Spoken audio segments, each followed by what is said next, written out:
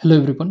In this video, we'll see the refraction of electric flux density and electric field intensity at the boundary condition between two dielectrics. So in the last video, we have seen what is the boundary condition between two dielectrics.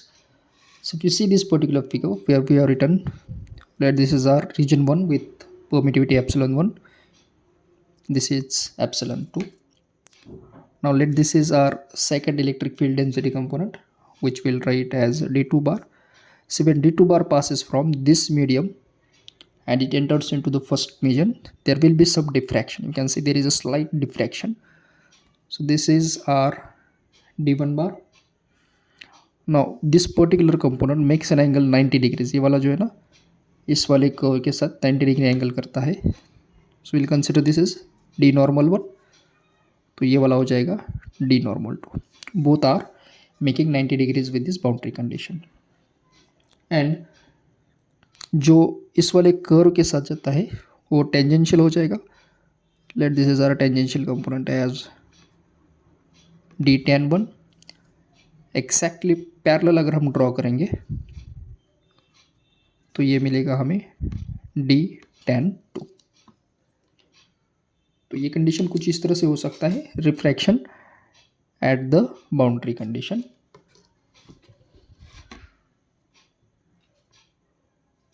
अब इस वाला जो angle है इसको हम consider करेंगे theta 1 और ये हो जाएगा थीटा 2. अगर इन दो पॉइंट्स को हम कनेक्ट करेंगे by vector law of triangle तो थीटा 1 ये डी नॉर्मल 1 डी एन 1, ये डी 2 है, थीटा 2 डी एन 2 और ये डी टेन 2 है. अब इसके भी यहाँ पे हमें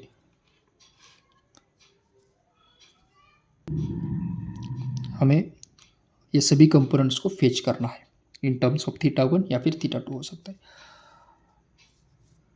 थोड़ा सा ब्लर हो रहा है शायद से. यस नाउ इट इज हो गया.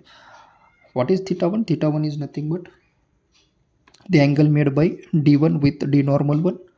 सिमिलरली थीटा 1 हम इन टर्म्स ऑफ E1 भी लिख सकते हैं as angle made with D normal 1 और थीटा 2 भी उसी तरह से है.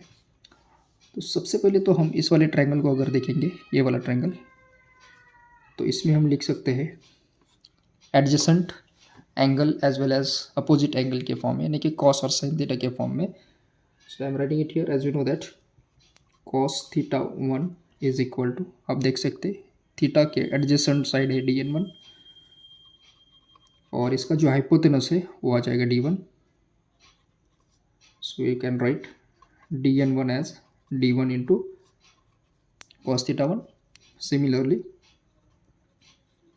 If you write it for cos theta 2, ये वाला, तो इसके एडजेसेंट जो है वो dn2 है और hypotenuse as usual will be d2. We are taking the magnitudes. तो इसको भी हम लिखेंगे dn2 as d2 into cos theta 2. Clear? But we have seen the boundary condition between two perfect dielectrics. So we can write according to boundary condition between two dielectrics. So we have derived dn2 dn1 normal components as well as tangential component में हमने fetch किया था. So at that time we have derived this relation dn2 is equal to होता है dn1, यानी कि normal component same होता है. So if dn2 is equal to dn1 है तो ये दोनों इक्वेशन अगर हम देखेंगे तो LHS is equal to RHS है. So I can write d1 cos theta 1 is equal to आ जाएगा d2 cos theta 2. Let suppose this is our equation number 1.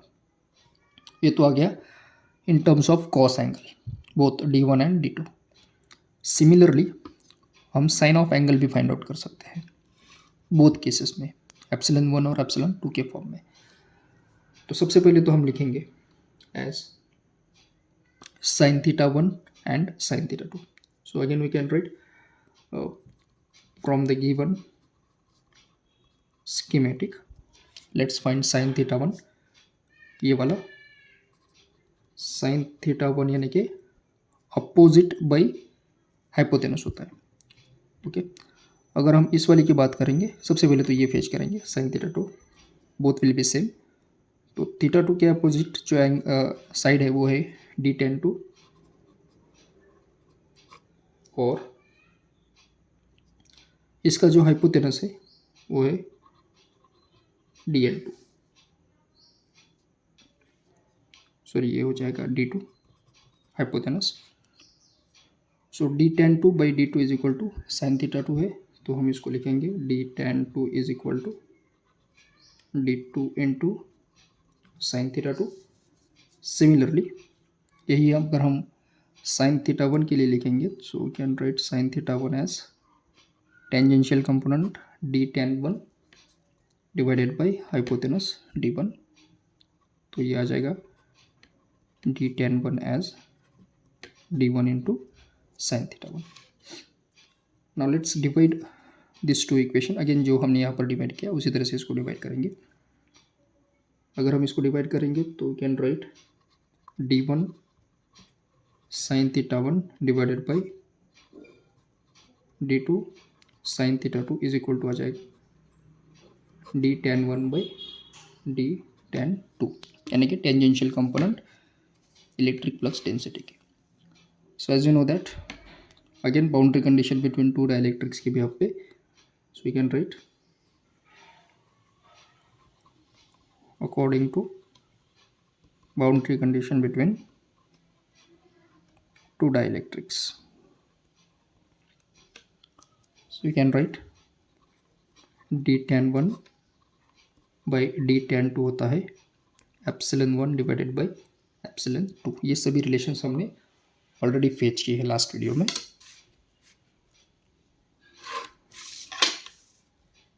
तो ये वाला इस इक्वेशन में रखेंगे, will be getting D1 sine theta one by D2 sine theta two will be D tan1/D tan2 is equal to ε1/ε2। तो इसको हम consider करेंगे सेकंड इक्वेशन। ओके, तो देखिए ये फर्स्ट वाला इक्वेशन कॉस के फॉर्म में था और ये जो इक्वेशन है वो टेंजेंशियल कंपोनेंट और साइन थीटा के फॉर्म में। Fine, so I derive this one. अब हमें फाइंड आउट करना है थीटा वन और थीटा टू कि ओवरऑल एंगल क्या हो सकता है। Okay, now if you see this two equations जो हमने डिराइव की थी, एक तो कॉस के एंगल में है और एक साइन के।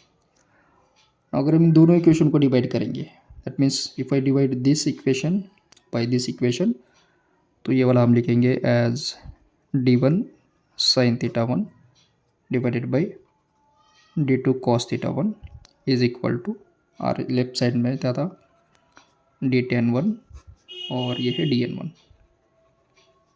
फाइन, अब जो टर्म्स कैंसिल हो सकती है उसको हम कैंसिल आउट करेंगे। यहाँ पर हमें एक्चुअली D1 लिखना चाहिए था, वी हैव रिटन D2, तो ये हो जाएगा कैंसिल।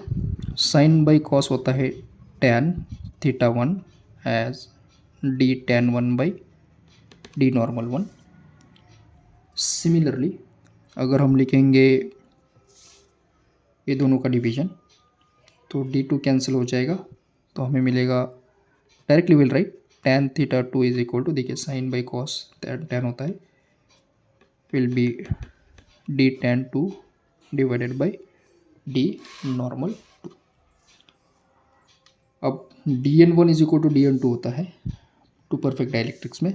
सो अगर इन दोनों को हम डिवाइड करेंगे as tan theta one by tan theta two, या फिर हम इसको लिखेंगे equation 3, equation 4 here will write divide 3/4, so we'll get D tan1/D normal 1 into ये वाला D tan2 और ये जाएगा न्यूमरेटर में एज DN2।